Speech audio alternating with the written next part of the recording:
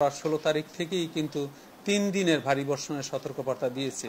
আমরা সুপ্রিয় দর্শক, যে যেখানে আছেন সবাই ভালো আছেন, আমি ভালো আছি আলহামদুলিল্লাহ।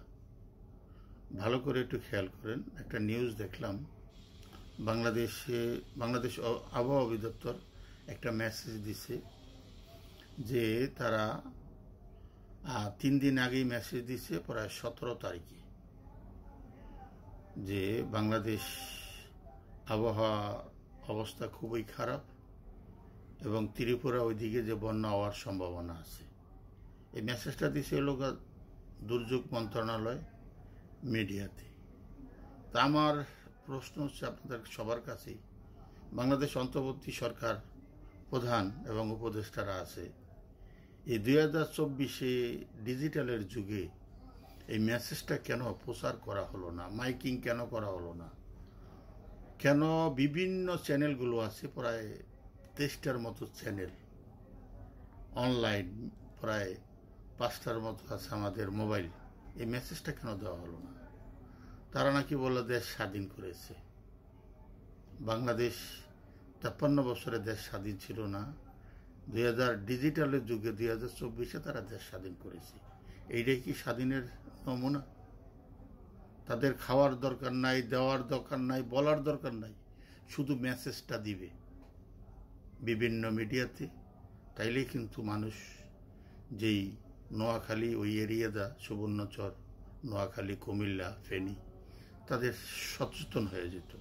আর তারা সচেতন হলে কিন্তু এই 1000-এর অধিক লোক যে মারা গেছে, এটা কিন্তু কমিয়ে আসতো। এই যে 1000 লোক মারা গেল, এই লাইবিলিটিটা কে নেবে?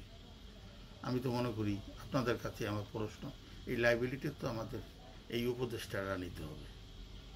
কারণ নতুন দেশ স্বাধীন করেছে, তারা প্রচার করে, স্বাধীনতার ফল তারা সুনাম নিবে, তো দুর্নামও তো তাদের নিতে হবে।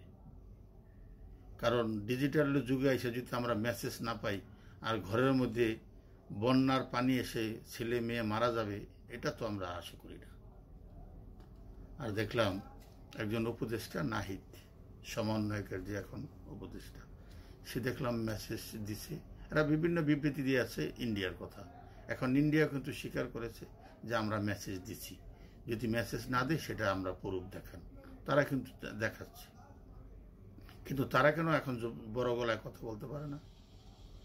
এইটা নিয়ে স্বাধীন দেশ, সামান্য জলস্বাস্থ্যের মেসেজটা তারা দিতে পারে না, তারা দেশ পরিচালনা করবে?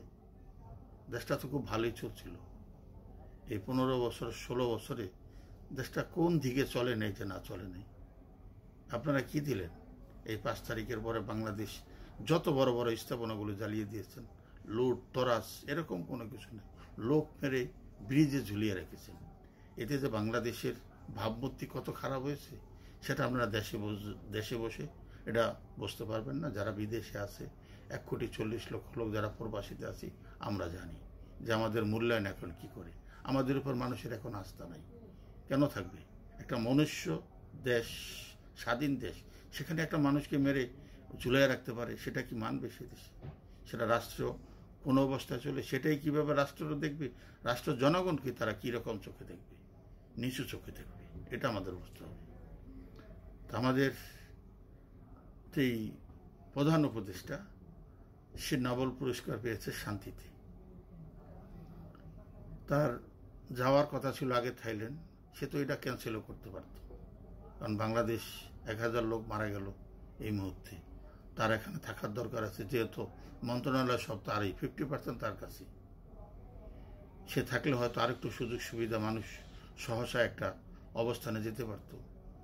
আমরা তো এই 40 বছরে দেখি নাই যে যেই 91, 88 এই কোভিডে তার এরকম কোনো ভূমিকা, যে 1 লাখ 2 লাখ লোকের সে কর্মসংস্থান অথবা মানুষ কিছু উপকার করেছে, এরকম দেখি নাই। যে যা কিছু পাইছে সে ফ্রিতেই পেয়েছে।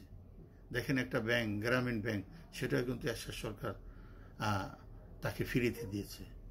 এরপর গ্রামীণ ফোন, সেটাও কিন্তু শেখ হাসিনা কিন্তু তাকে ডেকে নিয়ে কিন্তু তাকে এটা দিয়েছে। এরপর এখন উপদেষ্টাই বলেন, সেটাও কিন্তু যে আমাদের দেশের মানুষ এবং বিদেশিরা সবাই মিলে তার নামে কিন্তু কেস আছে। 14 জন লোক খালাস করে তারপরে কিন্তু তাকে প্রধান উপদেষ্টা করলেন। এটা কে মন করলেন, এটা আমি আসলে আমার বোধগম্য না।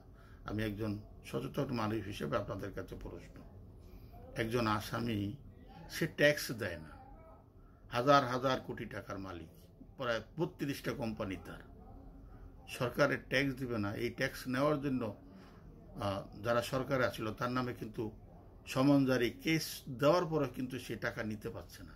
আর এই টাকা না দেওয়ার জন্য সে বিভিন্ন দেশের রাষ্ট্রপ্রধান ব্যবহার করেছে। তাকে আপনারা উপদেষ্টা বানাচ্ছেন। আমরাও না করার কোনো যুক্তি নেই, যেহেতু একজন নোবেল প্রাইজ তার বিভিন্ন দেশে আছে। কিন্তু এই লোকেরা বানালেন, এখন সে একটু জলোচ্ছ্বাস, আবার 1000 লোক মানুষ মারা গেল, সেখানে সে তার থাকার দরকার ছিল, থাইল্যান্ড না গেলেও তো চলত। এই আশানুরূপ তো আমরা এরকম কিছু দেখতে পাচ্ছি না। তারপরও দেখি, এরপর আজকে এক উপদেষ্টা বলছে যে ছাত্রদের হাতেও কিন্তু ক্ষমতা নাই, আমাদের কাছেও নাই, বিদেশের কাছেও নাই। তাহলে বাংলাদেশটা কার, বাংলাদেশের ক্ষমতাটা কার কাছে? এটাই আমার প্রশ্ন। আপনারা জানেন এবং বলেন যে আসলে আমাদের দেশটা কার অধীনে চলতেছে। সবাই ভালো থাকুন, ধন্যবাদ সবাইকে। পরিশেষে বলবো যে যেখানে বন্যাত্ম এরিয়ায় যার যার সাধ্য মতো আমরা তাদেরকে সাহায্য করি। সবাই ভালো থাকুন, ধন্যবাদ সবাইকে।